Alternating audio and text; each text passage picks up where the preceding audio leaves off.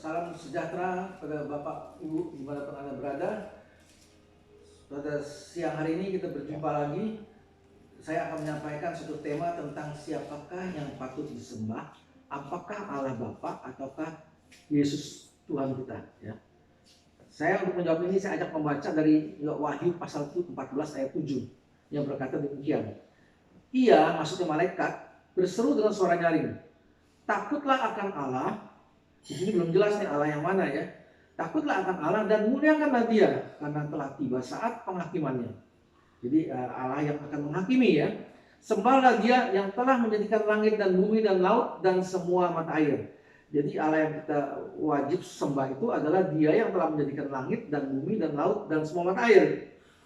Dari ayat di atas ini jelaslah bahwa ciri-ciri Allah yang layak dan patut disembah ialah Dia yang akan menghakimi isi dunia ini dan yang telah menjadikan langit dan bumi dan laut dan semua mata airnya. Siapakah Dia?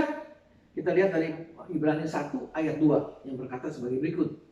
Maka pada zaman akhir ini Ia, maksudnya Ia itu Allah Bapa ya, telah berbicara kepada kita dengan perantaran anaknya, yang telah Ia tetapkan sebagai yang berhak menerima segala yang ada. Oleh Dia, maksud oleh anaknya ini, Allah telah menjadikan alam semesta. Jadi dari ayat ini sudah mulai nampak jelas ya bahwa Allah yang menciptakan langit dan bumi, dengan yang berkata menciptakan alam semesta ini adalah Allah yang punya anak. Yang maksud anak itu adalah firman-Nya. Nah, firman Allah sama dengan anak Allah. Maksudnya begitu ya. Jadi Dialah yang ciri-cirinya juga selain menciptakan langit dan bumi juga akan menghakimi dunia ya. Sebagaimana Yesus berkata di dalam Yohanes 9 ayat 39, kata Yesus demikian, Aku datang ke dalam dunia untuk menghakimi, supaya barang siapa yang tidak melihat dapat melihat, tetapi supaya barang siapa yang dapat melihat menjadi buta. Maksudnya kalau saya boleh sedikit menjelaskan, bahwa orang-orang yang tidak melihat atau tidak tahu kebenaran, tidak tahu siapa Allah yang benar, setelah Tuhan Yesus datang, terus dia tahu, dia terima, nah itulah orang-orang yang dikatakan tadinya tidak melihat, kemudian dapat melihat. Tapi sebaliknya barang siapa yang dapat melihat, dia tahu, dia bisa baca kitab suci, dia bisa dengar, tapi dia nggak percaya, itulah orang yang akan dijadikan buta, ya, akan dibutakan matanya, ya, karena dia double istilahnya gitu, sudah dikasih tahu, nggak mau terima, ya. Sudah bisa baca, nggak mau menerima apa yang dia baca, dia tutup mata hatinya terhadap kebenaran. Ya. Maksudnya seperti itu. Kemudian dalam Yudas 1 ayat 14 dan 15 juga tentang mereka, Henokh itu adalah keturunan ketujuh dari Adam. Ya, jadi ini lebih tua dari Musa ya, lebih tua dari Abraham juga. Telah bernubuat katanya, sesungguhnya Tuhan datang dengan beribu-ribu orang kudusnya. Jadi dia di sini nggak dijelaskan Tuhan ini Tuhan yang mana nih, Tuhan Bapa, Allah Bapa atau anak Allah ya.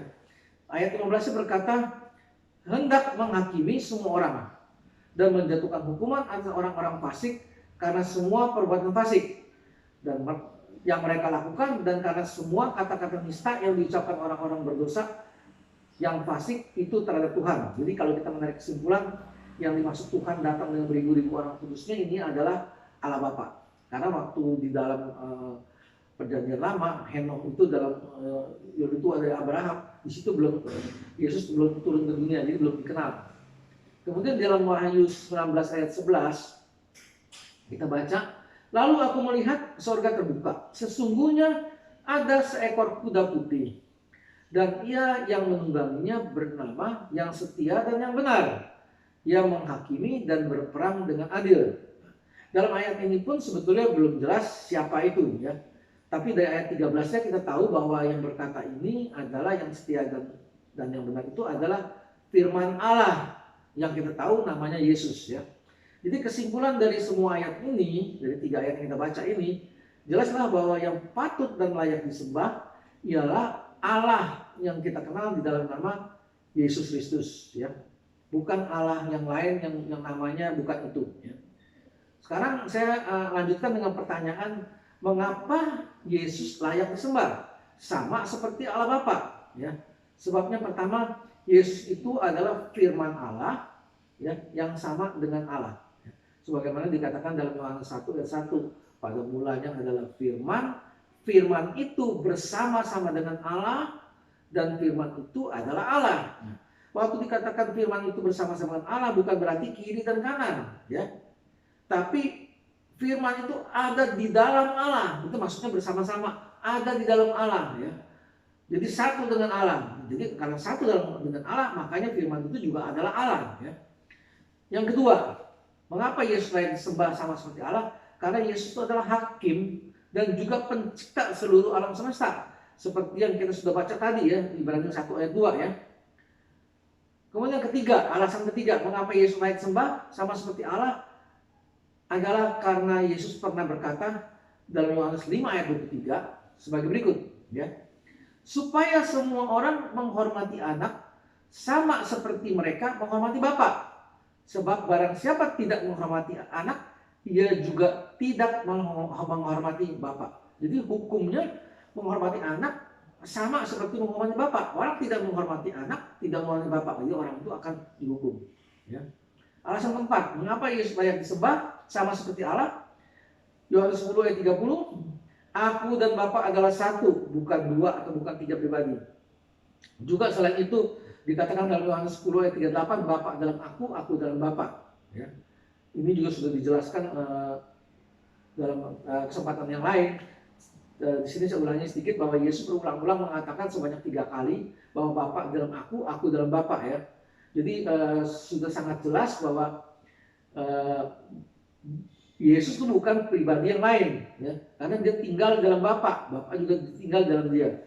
Ada saling mendiami di antara Yesus dengan Bapa, yang berarti mereka itu Allah dan Bapa itu mesti namanya dua, anak Allah dan anak Bapa, tetapi satu, ya, bukannya dua pribadi.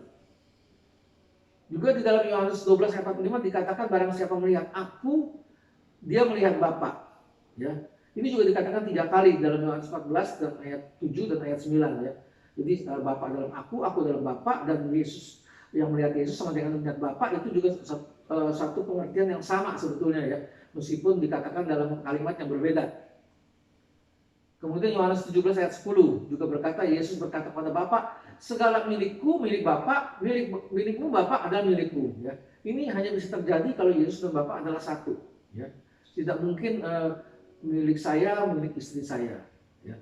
Sepatu saya sepatu istri saya, nggak mungkin. Baju saya menjadi baju dia, nggak mungkin. Kebesaran dari istri saya kecil, nggak mungkin, ya. Jadi kalau sudah bisa dikatakan milik Bapak milik aku milik Bapak, itu berarti Yesus dengan Bapak adalah satu, bukan dua pribadi. Alasan kelima mengapa Yesus layak disembah sama seperti Allah, sebab dalam 1 Yohanes 2 ayat 23 dikatakan, sebab barang siapa menyangkal anak, ia juga tidak memiliki Bapa, dan barang siapa mengakui anak, ia juga memiliki Bapa. Kemudian dalam 1 Yohanes 5 ayat 11, dan inilah kesaksian itu, Allah Bapa telah mengaruniakan hidup yang kekal kepada kita, dan hidup itu ada di dalam anaknya. Jadi Allah yang benar itu adalah Allah yang punya anak, dan hidupnya kekal itu ada di dalam anaknya, yaitu firman-Nya yang Yesus itu, ya. Jadi bukan Allah yang lain yang nggak punya anak, ya. Jadi jelas sekali di sini bahwa Allah sudah memberikan hidup kepada manusia, dan hidup itu ada dalam anaknya. Jadi dalam ayat yang lain pun dikatakan dalam ayat 1 Yohanes 5 ayat 12 berkata, barang siapa memiliki anak, ia memiliki hidup. Barang siapa tidak memiliki anak, ia tidak memiliki hidup. Jadi kalau orang-orang yang tidak percaya Yesus anak Allah, Yesus tidak percaya Yesus adalah firman Allah yang juga anak Allah, orang itu nggak akan memiliki hidup kekal. Artinya dia tidak akan bisa masuk ke dalam kerajaan surga, ya. Karena di dalam neraka pun hidupnya kekal, tapi dalam pengertian Alkitab kalau dikatakan hidup kekal itu berarti di surga, ya. Bukan di neraka. Di neraka tidak dikatakan hidupnya kekal, melainkan kematian kekal, ya. Di Arab, saudara-saudara jangan salah paham, oh di neraka juga kekal, tapi di neraka kekal itu bukan hidup, mati, kematian yang kekal, ya. Supaya kita bisa membedakan antara bahasa, ya, jangan sampai mirip-mirip terus dianggap sama, ya. Alasan keenam mengapa Yesus layak disembah sama seperti Allah Bapa, karena secara etimologi nama Yesus itu sudah mengandung nama YHWH, nama Bapa, ya.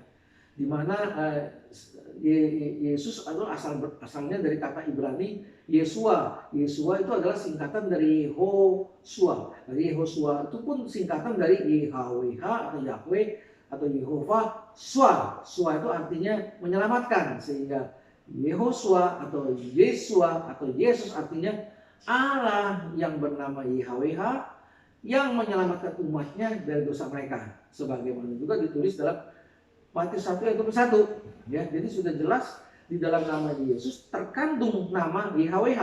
Ya. Jadi nama Bapa sudah ada dalam nama Yesus itu. Ya. Kemudian alasan ketujuh, ya, mengapa Yesus layak disembah sama seperti Allah Bapa? Di dalam 1 Yohanes 5 ayat 20 dikatakan sebagai berikut, bahwa Yesuslah Allah yang benar dan hidup yang kekal. Ya. Bunyinya ayat itu sebagai berikut, akan tetapi kita tahu bahwa anak Allah telah datang, ya, dan telah mengaruniakan pengertian kepada kita, ya, supaya kita mengenal Allah yang benar, ya, dan kita ada di dalam Allah yang benar, di dalam anaknya Yesus Kristus, dia adalah Allah yang benar dan hidup yang kekal. Jadi dengan demikian jelaslah bahwa hidup kekal itu ada di dalam Yesus. Yesus itu adalah Allah yang benar. Di dalam ayat ini sangat jelas sekali dikatakan bahwa Yesuslah, dialah Allah yang benar dan hidup yang kekal. Jadi kalau orang ingin menyembah Allah yang benar dan ingin mendapatkan hidup yang kekal di dalam kerajaan surga, harus percaya kepada Yesus sebagai Tuhan dan Allah yang benar. Jadi kita dengan demikian layak kita menyembah kepada Tuhan Yesus. Ya. Demikian saya sampaikan pada siang hari ini. Kiranya menjadi berkat buat saudara-saudara sekalian. Shalom.